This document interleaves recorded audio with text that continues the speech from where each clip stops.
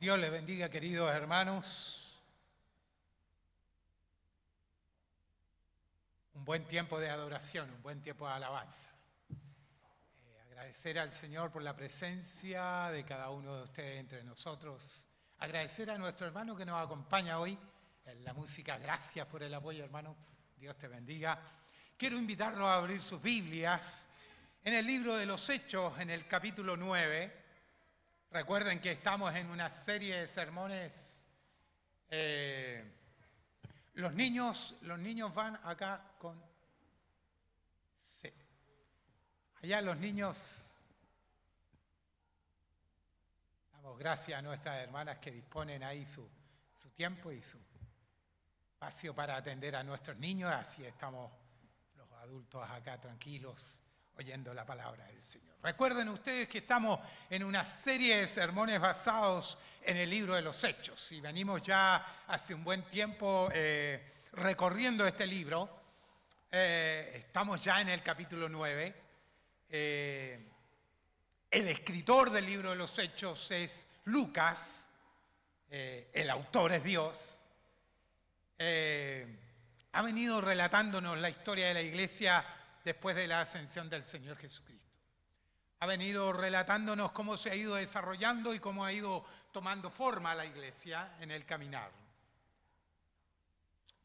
Los domingos anteriores hemos tenido la buena exposición de la palabra del Señor por nuestro pastor Elías, que nos ha hablado de esta traumática, fuerte y conmovedora conversión de Saulo de Tarso.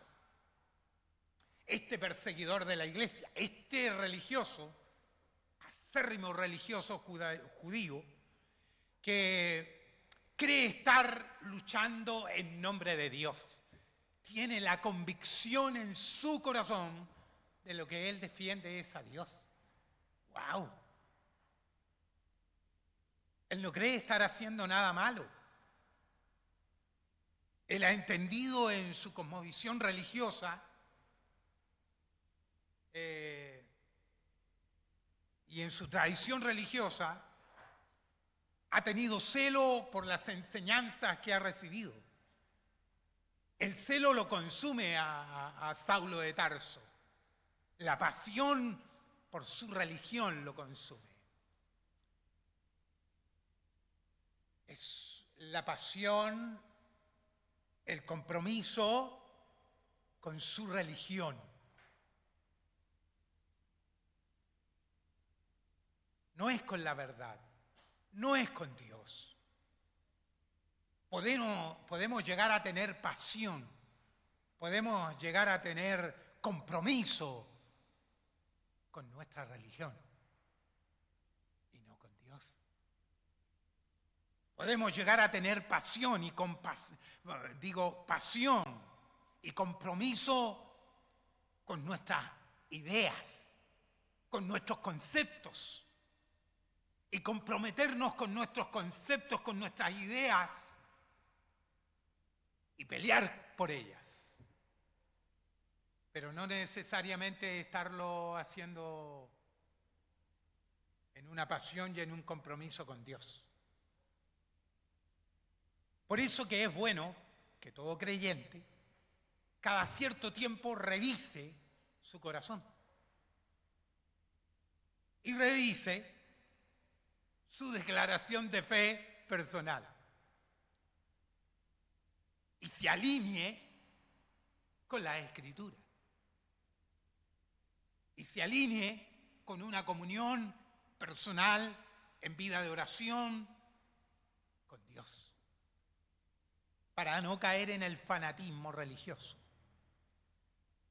porque los cristianos también tenemos el peligro de caer en el fanatismo religioso.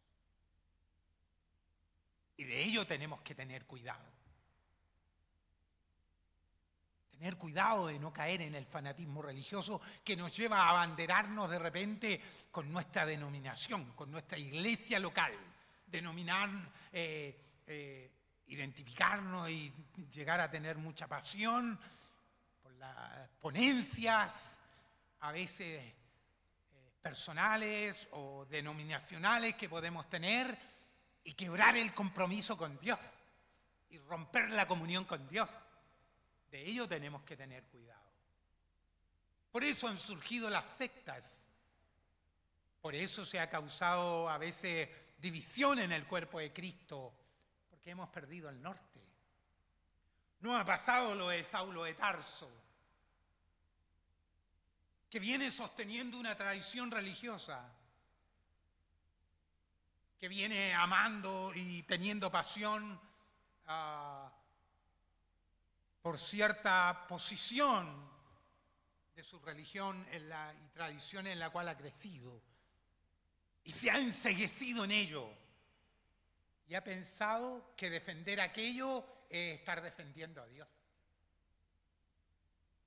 Es estar defendiendo a Dios. Y como hemos visto en la buena exposición del pastor Elías, esto le ha llevado a perseguir a la iglesia. Esto le ha llevado a perseguir a Cristo. Y dice que respiraba amenazas. Dice que estuvo ahí dispuesto a cuidar las ropas de los que apedreaban a Esteban. Dice que estuvo dispuesto a pedir cartas para ir y perseguir a los creyentes en otros lugares y traerlos a la muerte, a la cárcel. Esa es la pasión de un hombre, de un fanático religioso, de alguien que no ha asociado a Dios con la doctrina, sino que ha separado la doctrina de Dios. Y es esto lo que ha estado hablando el evangelista Lucas y nos ha estado relatando. Cómo este hombre, en su sincera pasión, porque digámoslo, tiene una sincera pasión, ¿no?, va en busca de los creyentes y le sucede esta traumática conversión de encontrarse en el camino a la ciudad de Damasco, con el Señor Jesucristo. Encontrarse y chocar con la verdad. Y eso es traumático para él. Dice que yendo camino a Damasco en persecución de los creyentes, se encuentra con Jesús, cae a tierra y su vida cambia. Es traumática la conversión de Saulo de Tarso, es fuerte.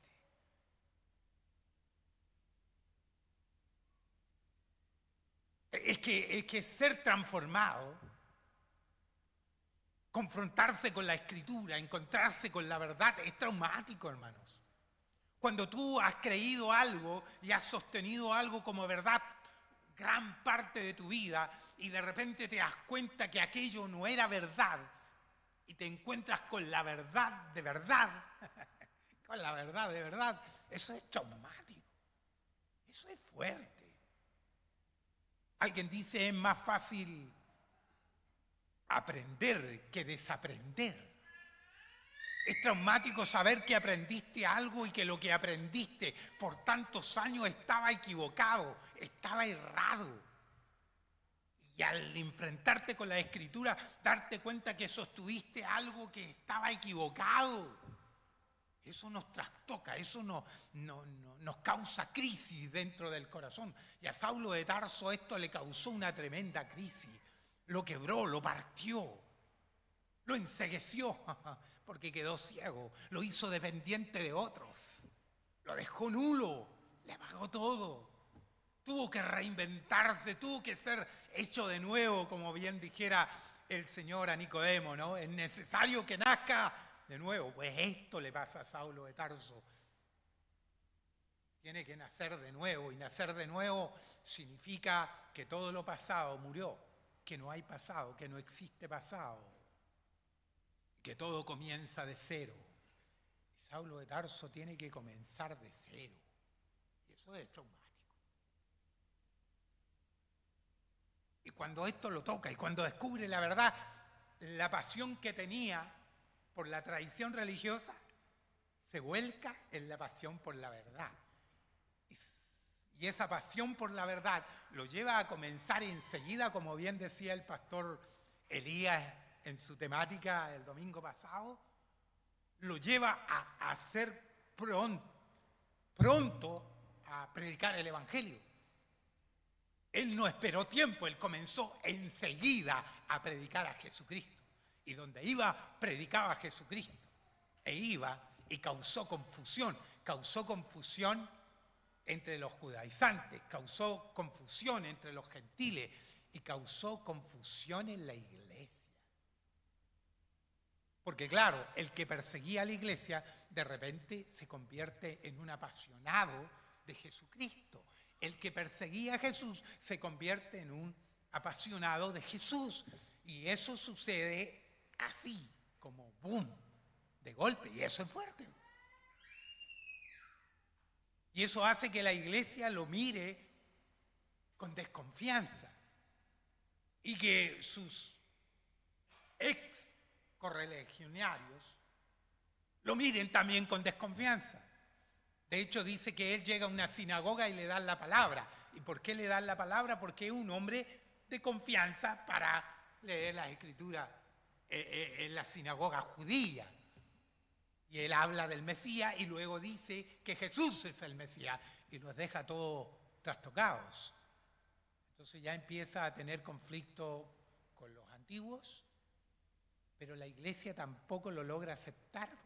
Le tienen miedo, porque dicen, a lo mejor está simulando, a lo mejor se está infiltrando, viene a perseguirnos, quiere descubrir dónde estamos, quiere saber quiénes somos para llevarnos presos. Por lo tanto, ni de uno ni de otro lado tiene buena aceptación.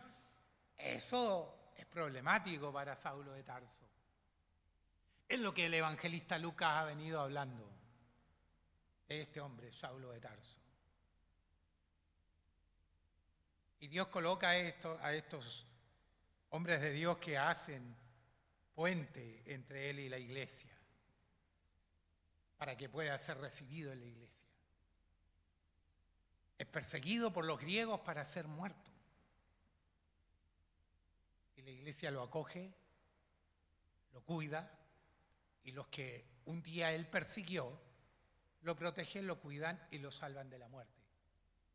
Y ahí donde concluye el texto anterior, el 31, que dice: entonces la iglesia tenía paz por toda Judea, Galilea y Samaria, y eran edificadas andando en el temor del Señor, y se acrecentaban fortalecidas por el Espíritu Santo. Claro, cuando Saulo de Tarso deja de perseguir la iglesia, cuando Saulo es convertido, es transformado por el poder, y era recordar algo que nos decía el pastor Elías, era esto de: si tú crees tener algún amigo, compañero de trabajo, pariente, hijo, hermano, padre, que te resulta imposible que llegue al Evangelio, tienes que ver el testimonio de Pablo. Tienes que ver el testimonio de Pablo y ver el poder de Dios para transformar al hombre que era más adversario de Cristo en el hombre más apasionado de Cristo. Así puede suceder con tu compañero de trabajo, con tu jefe, con tu amigo, con tu hijo, con tu padre. Así puede suceder. Porque Dios tiene poder. Porque no hay nada imposible para Dios.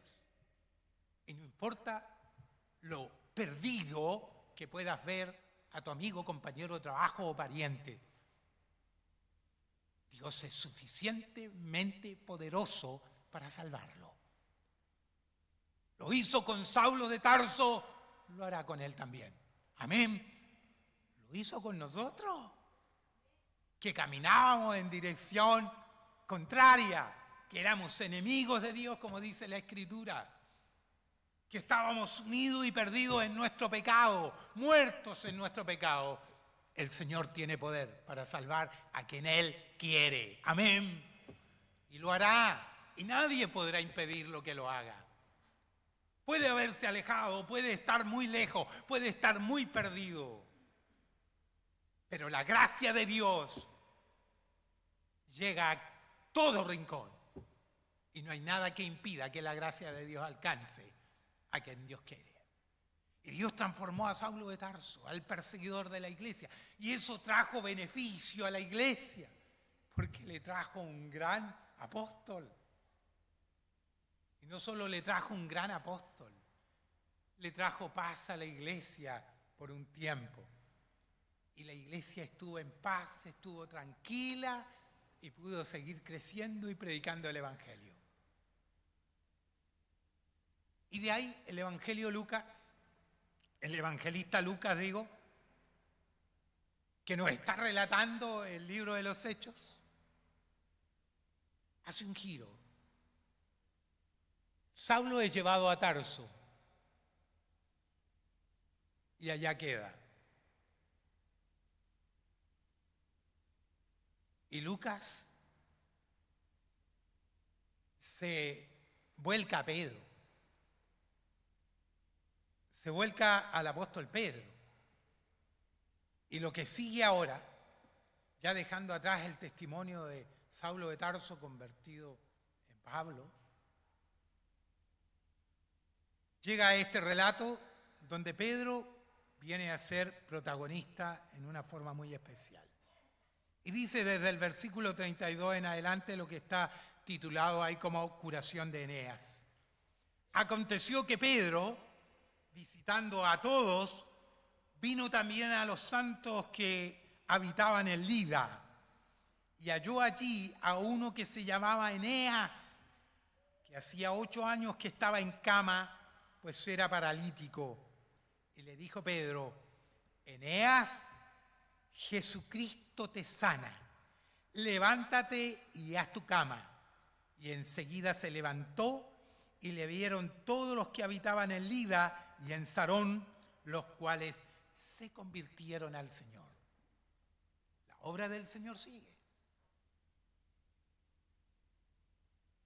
Aquí está Pedro, que está haciendo lo que el Señor le dijera. Cuando el Señor le preguntó a Pedro en la playa: Pedro, ¿me amas?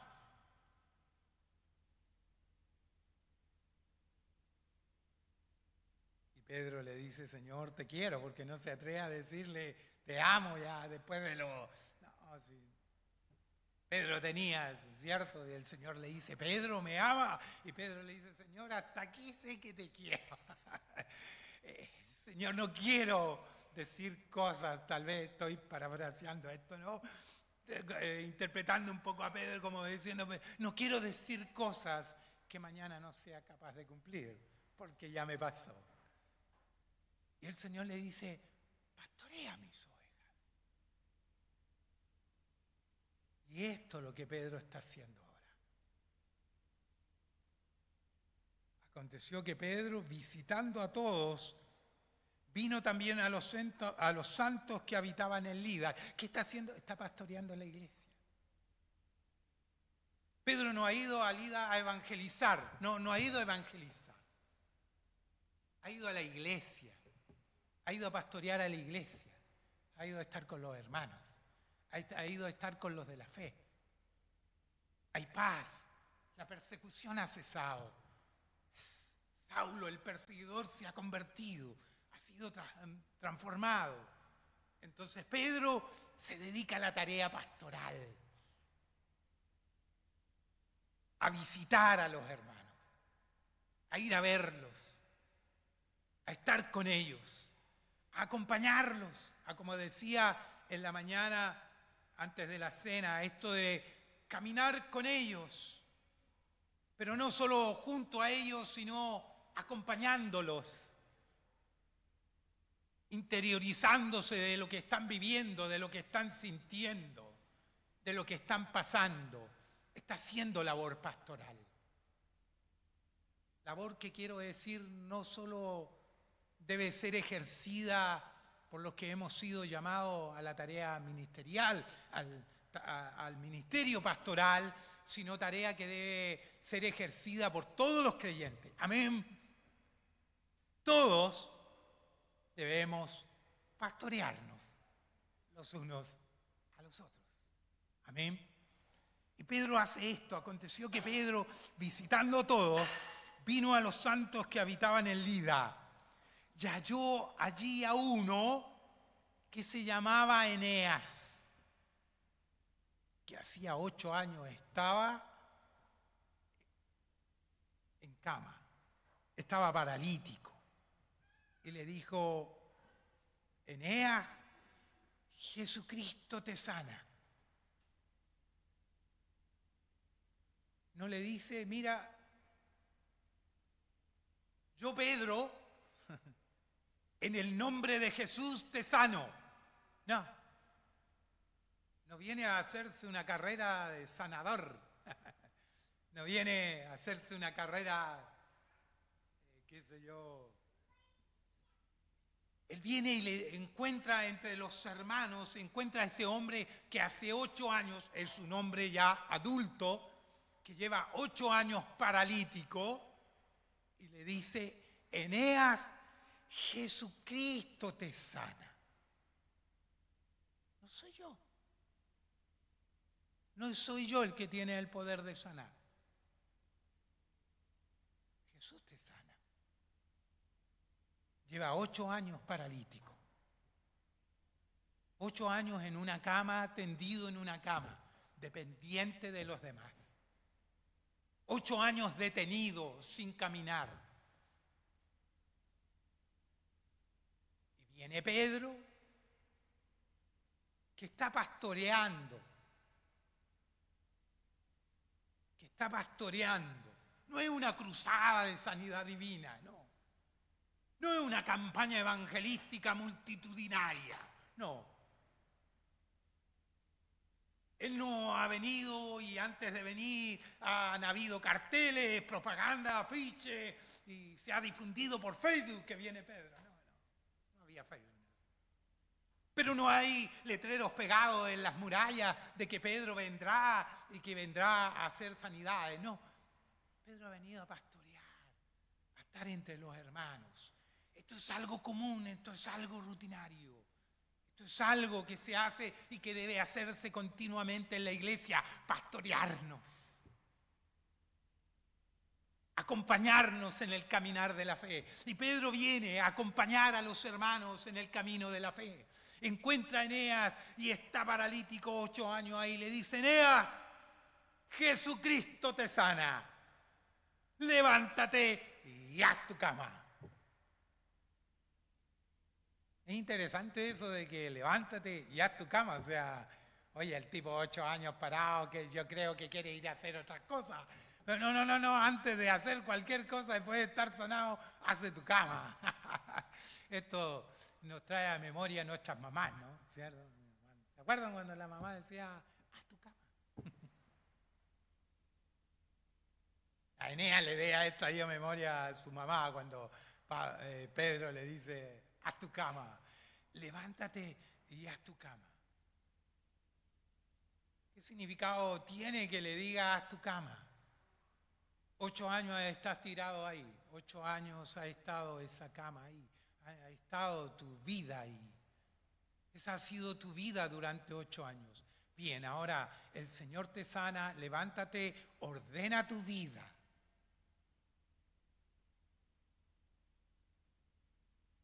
La cama representa la vida de Eneas. Durante 8 años, esa cama ha sido la vida de Eneas.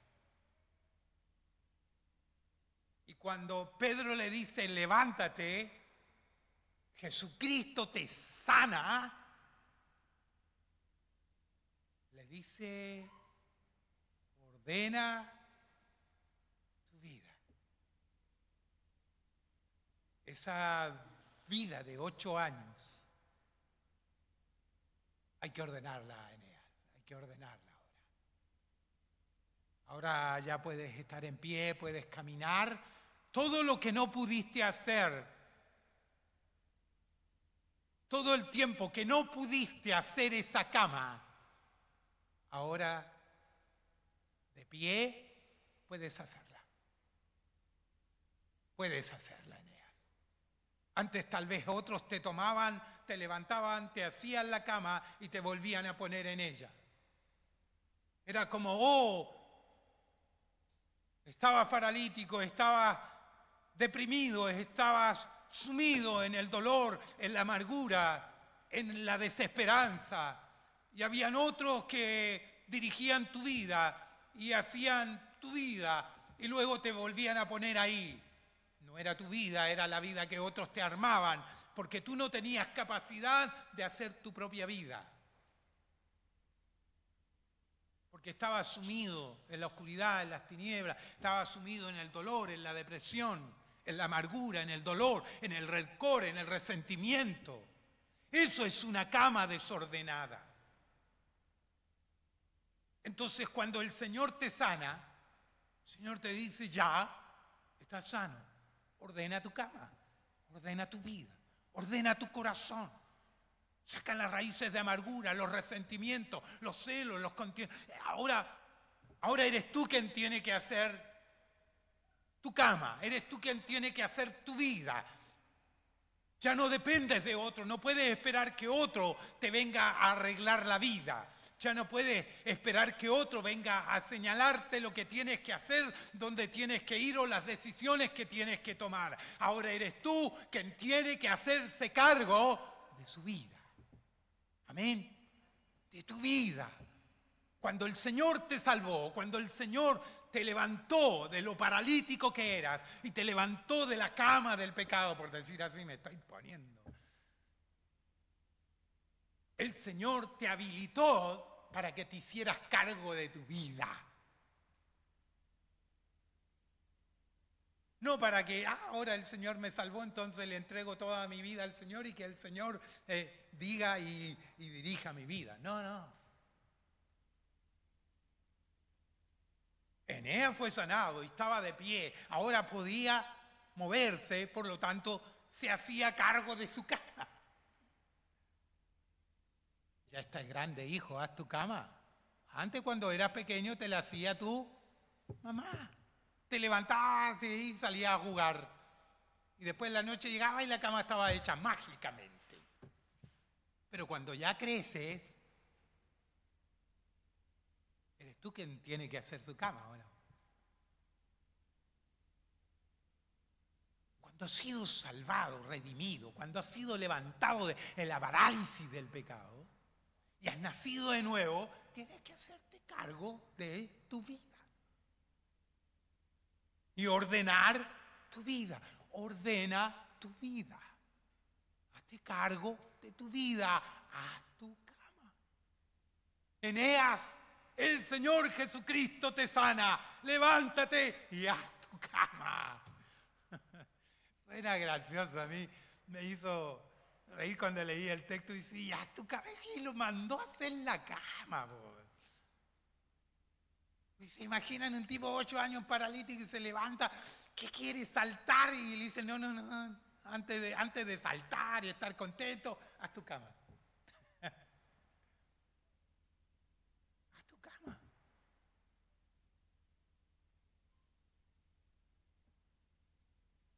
Pedro, a todo esto, Pedro está viviendo, ¿cómo se llama eso cuando tú...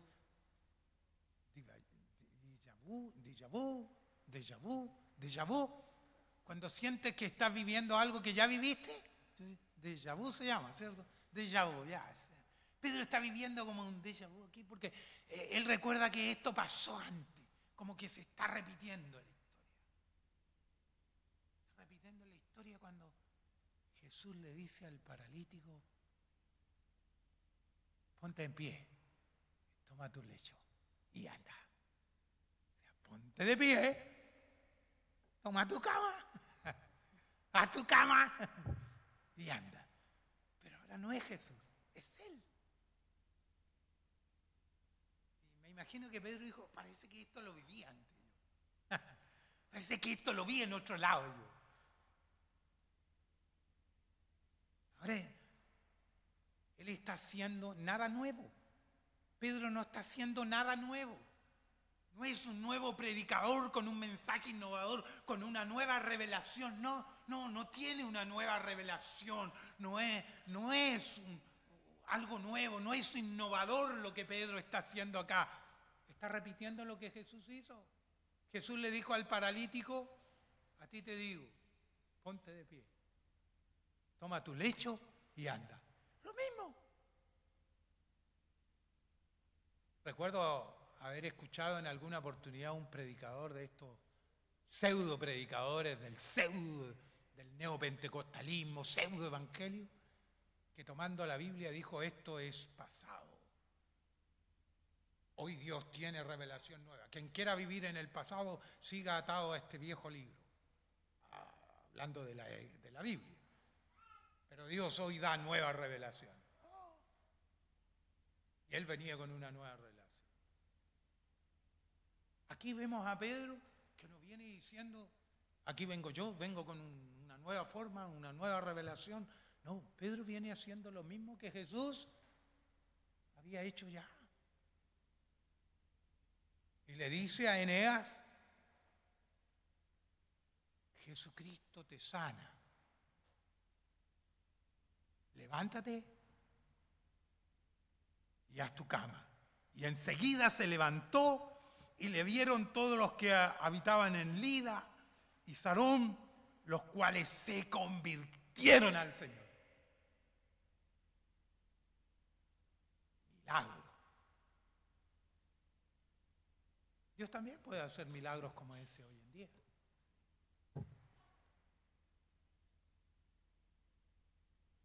La finalidad del milagro no es lo sensacionalista del milagro, no es el milagro en sí, sino el efecto que éste proyecta en el poder de Dios, es la conversión de los inconversos. Si ustedes se fijan en todas las sanidades, y se convirtieron. Los que vieron esto, los que oyeron esto, se convirtieron. Los cuales se convirtieron al Señor, tanto de Sarón como de Lidia. No había ido a hacer campaña evangelística, ya lo dije. Pedro no había ido a hacer campaña evangelística. No era una cruzada de sanidad, no era un ven a buscar tu milagro. No era un ven a buscar tu milagro. No era eso. Era pastorear. Era simplemente pastorear la iglesia. Era tener preocupación por tus hermanos. Y en eso surge la predicación del Evangelio. Y hay conversión. Y hay conversión. Continúa. Había entonces en Jope, una ciudad que estaba cerca, una discípula llamada Tabita, que traducido quiere decir Dorca. Esta abundaba en buenas obras y limosnas que hacía. Y aconteció que en aquellos días enfermó y murió. Después de lavada, la pusieron en una sala. Y Lida estaba cerca de Jope. Los discípulos, oyendo que Pedro estaba allí, le enviaron 2 hombres a rogarle: no tardes en venir a nosotros. Levantándose entonces Pedro, fue con ellos, y cuando llegó, le llevaron a la sala, donde la rodearon todas las viudas, llorando y mostrando las túnicas y los vestidos que Dorca hacía cuando estaba con ellas. Entonces, sacando a todos, Pedro se puso de rodillas y oró. Y volviéndose al cuerpo dijo: Tabita, levántate. Y ella abrió los ojos y al ver a Pedro se incorporó. Y él, dándole la mano, la levantó entonces. Llamando a los santos y a las viudas, la presentó viva. Entonces fue notorio en toda Jope y muchos creyeron en el Señor. Y aconteció que se quedó muchos días en Jope, en casa de un cierto Simón curtidor. Pedro sigue pastoreando. Y aquí está Lidia. Lidia, esta mujer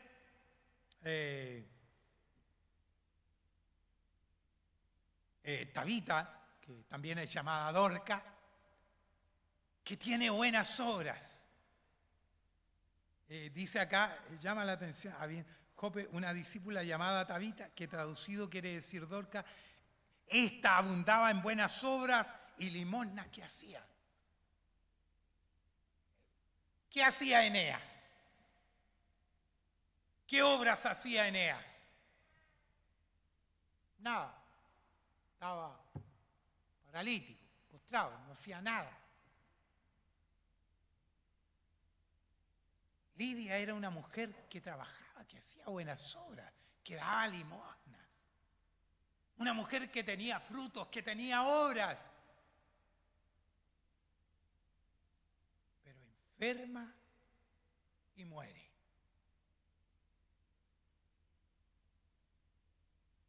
Y como los discípulos se enteraron que Pedro estaba cerca, lo mandaron a llamar. Tal vez lo mandaron a llamar por dos razones. Lo mandaron a llamar para que viniera a consolar por la muerte de Dorcas, no por la muerte de Tabita, que viniera a consolarlos. Y tal vez tenían también la esperanza de que pudiese, en la gracia y misericordia del Señor, resucitarla. Porque dice que la lavaron y la pusieron, ¿cierto?, en un lugar. Y mandaron a Pedro, que estaba cerca, lo mandaron a buscar con dos hombres. Y Pedro se apresura en venir. Y llega a donde está Tabita. Llega a donde está ella. Y ve que está la gente llorando. Está en la habitación, están llorando. Pero también tienen entre sus manos las obras que ella ha hecho. Y le dicen a Pedro, mira, ella hacía estas cosas, chalecos, qué sé yo, una bufanda, hacía telas, hacía vestidos. Y la gente tiene en sus manos la obra de ella, de Dorcas. Tenían como un bazar. Imagino, yo tengo un bazar con todo lo que hacía ella. Cuando Pedro entra le muestran todo lo que ella hacía. Había testimonio de su obra, había dejado testimonio en su vida. Era una mujer que amaba a Dios, que había servido a Dios, que había hecho obra y que había muerto, había partido a la presencia del Señor. Pero había dejado tras ella obras, había dejado un legado, había gente que tenía algo que decir de ella. No había pasado desapercibida. Hay testimonio, o sea, ella en cierta forma diríamos, sus obras la mantenían viva entre sus hermanos, entre sus hermanas. La lloraban porque había sido muy querida, muy amada, la lloraban porque era útil, porque era muy servicial. Aparte era generosa, daba limosnas, eso quiere decir que ayudaba monetariamente también a los necesitados, no solo en víveres, no solo en ropa, sino también. Esta era una mujer que tenía fe y tenía obras.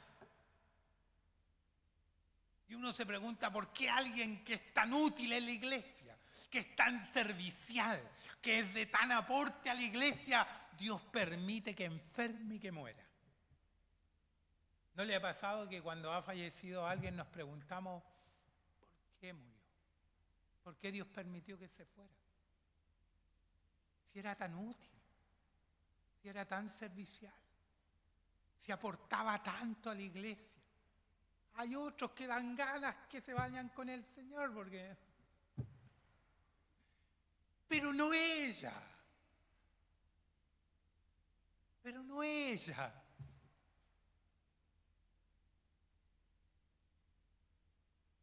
Son problemáticos, conflictivos, que Señor, te lo mando, te lo lleves. Pero Tabita era útil. Y todos tenemos en la memoria o en el corazón a alguien, o más de alguien. Pensamos ahora en nuestra hermana Susanita, ¿no? Que hace poco partió a la presencia del Señor. Que fue tan servicial en la obra del Señor. Que era tan útil en la obra del Señor.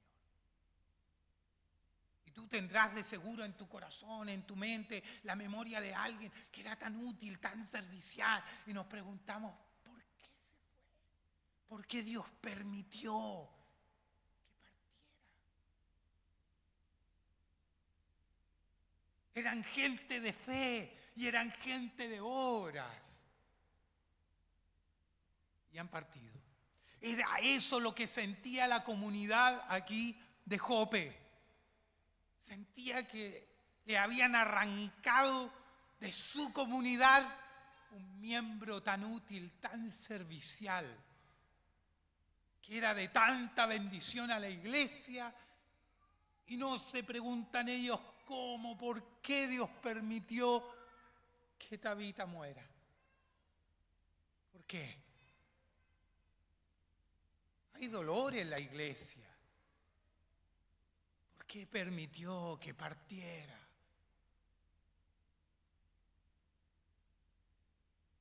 Alguno habrá dicho, ¿por qué no mandamos a buscar a Pedro cuando estaba enferma?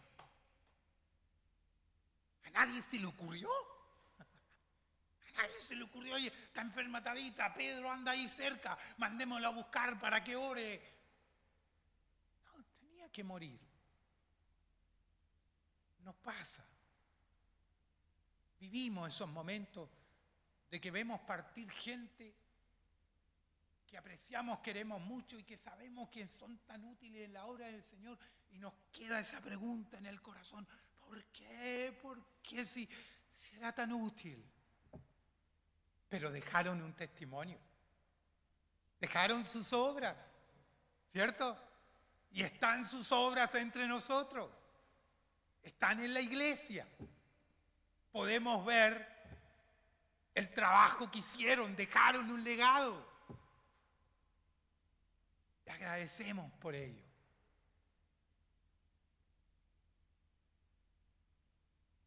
Es como para preguntarse, queridos hermanos, ¿cómo estamos viviendo nosotros en nuestra vida de fe?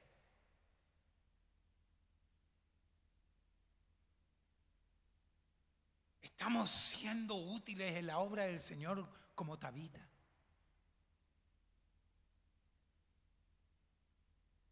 ¿Estamos haciendo de la doctrina, del conocimiento que tenemos de la Escritura, algo práctico, algo visible, algo que ayude, que en forma práctica aporte a la obra del Señor? Estamos tejiendo nosotros bufandas, estamos haciendo tela, estamos haciendo vestidos. Estamos dejando algo para que cuando partamos a la eternidad también haya testimonio de lo que el Señor hizo en nosotros y de que producto de ello hubo obra de parte de nosotros en el servicio de la obra del Señor también. Pedro llega a Jope y ahí están. Y entra al lugar y ahí están las viudas, ahí están las mujeres. Todas tienen algo en sus manos, todas tienen algo de Tabita en sus manos. Todos tienen una porción del trabajo de Tabita en sus manos y le dan testimonio a Pedro y le dicen: ella hizo esto, ella me hizo esto, ella dejó esto. Aparte de las limosnas, de la ayuda que entregó. Y Pedro llega y ve, wow. Aquí hay alguien que ha partido a la presencia del Señor, era muy amada, muy querida, pero muy útil, muy servicial. Que glorificó el nombre del Señor en vida, que le dio gloria a Dios con obras al Señor, que no solo cantó lindas canciones, no solo cantó lindas canciones, sino que hizo obras. Y aquí viene otro, ¿cómo se llama? Déjà vu, porque Pedro dice: retírense de acá, y se queda sola con ella. ¿Y se acuerdan ustedes cuando Jesús fue a ver a la hija de Jairo? Pidió que todos salieran. Se quedó él con los papás, ¿no? Pero pidió que todos los que estaban llorando, ya. Se queda solo. ¿Ve que Pedro no hace nada nuevo? No es un innovador. No trae una nueva revelación. Viene caminando donde caminó Jesús. Viene pisando donde pisó Jesús. Viene haciendo lo que hizo Jesús. No está haciendo nada nuevo. Nada nuevo. hace lo mismo. Hace salir a la gente y se queda solo con ella y ora. Ora para buscar la voluntad del Señor. ¿Qué hará, Señor? ¿Qué hará ahora?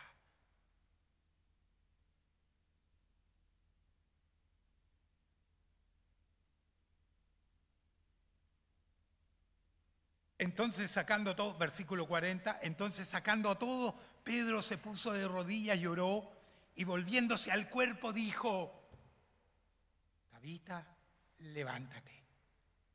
Y ella abrió los ojos y al ver a Pedro se incorporó. Y él dándole la mano la levantó. Entonces, llamando a los santos y a las viudas, la presentó viva.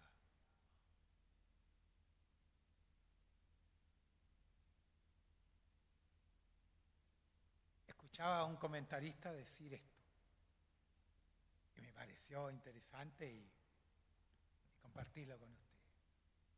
Tabita había muerto, había partido a la presencia del Señor. Estaba en la presencia del Señor. Había alcanzado su meta, llegar a estar con el Señor. Y está con el Señor y viene Pedro y la resucita. Y de repente está viendo el rostro del Señor y de repente abre los ojos y está viendo a Pedro. Es como decir, no sé si Lidia estaba contenta o se enojó con Pedro. Ya estaba, pues ya estaba en la presencia del Señor. O sea, ¿para qué me trajiste de vuelta acá? ¿Cómo? Estás viendo el rostro del Señor y de repente abre el ojo y está viendo a Pedro. Está de vuelta. La resucitó, la trajo de la presencia del Señor, la trajo. Pablo, tiene ese conflicto más adelante cuando dice: yo quisiera estar con el Señor. ¿Se acuerdan? Cuando Pedro dice: yo quisiera estar con el Señor y bien me fuera a estar en su presencia, pero por amor a vosotros también anhelo estar acá. Si estoy en la disyuntiva, quiero estar con el Señor, pero también con ustedes. Yo creo que Lidia estaba en esa también. No se enojó con Pedro. No. Creo que estaba con la presencia del Señor. Pero también me es grato estar con mis hermanos. Volver a verlos. La resucitó. Ella volvió a la vida. Y la presentó a los hermanos y esto se divulgó. Entonces fue notorio a toda Jope y muchos creyeron en el Señor. De nuevo, el mismo efecto. ¿Cuál es la finalidad? La salvación. Que crean en el Señor Jesucristo. La finalidad no es hacer famoso a Pedro como sanador. No es la finalidad hacer famoso a Pedro como el que resucita muertos. La finalidad no es el milagro. La finalidad es la salvación de los perdidos. Tanto con Eneas, tanto con Tabita, apuntaban a un solo fin: que la gente creyera en Jesús. Porque Pedro no lo hizo en su nombre, sino lo hizo en el nombre de Jesús. Y él le dio toda la honra y la gloria a Jesús. Hermanos míos, nuestras vidas han sido redimidas por el Señor para que nos hagamos cargo de nuestra vida y hagamos nuestra cama. Hemos sido resucitados como Tabita para seguir sirviendo al Señor con fe y con obras en la iglesia del Señor. Y que nuestras vidas sean para salvación de los que no conocen a Cristo. que muchos sean alcanzados para el Evangelio a través de nuestras vidas. La finalidad de los milagros, ya cualquiera de estos sean, no es hacer famoso a ningún predicador, ni hacer famosa a ninguna iglesia, ni a ninguna denominación, es glorificar a Jesucristo y hacer que los pecadores vengan a Cristo.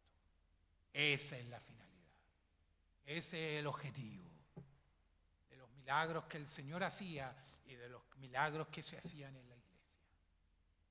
Tenían como finalidad que los pecadores alcanzaran a Cristo.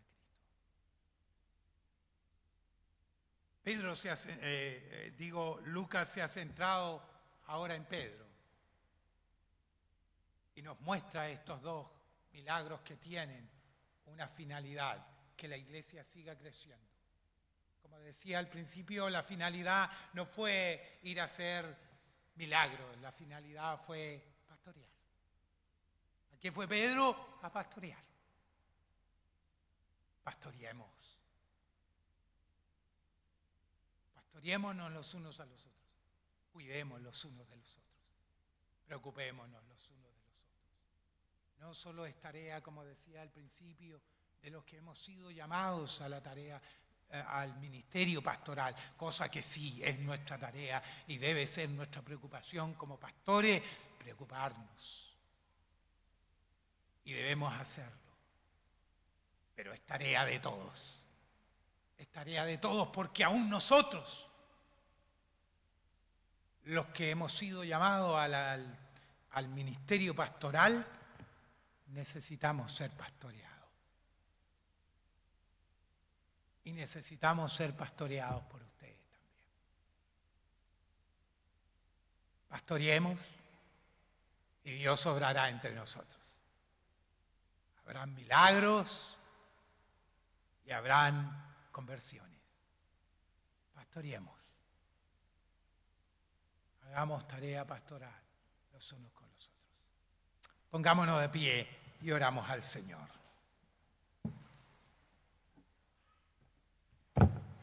Buen Dios, en el nombre de Jesús, te damos gracias por tu palabra, te damos gracias por el tiempo que tenemos para estar juntos acá, para cantar a tu nombre, para alabar tu nombre.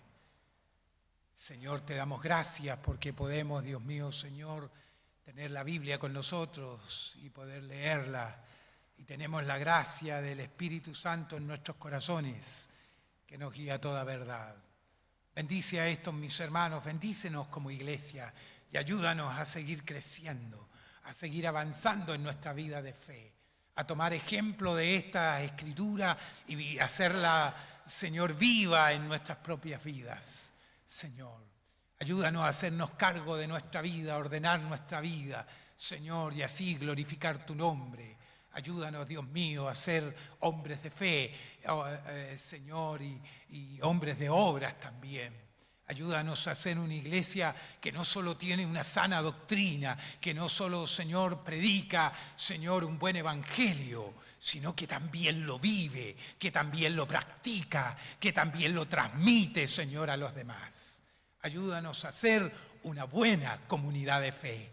Ayúdanos a ser una buena familia de fe. Te lo rogamos, Señor, en el nombre glorioso de Jesús. Amén.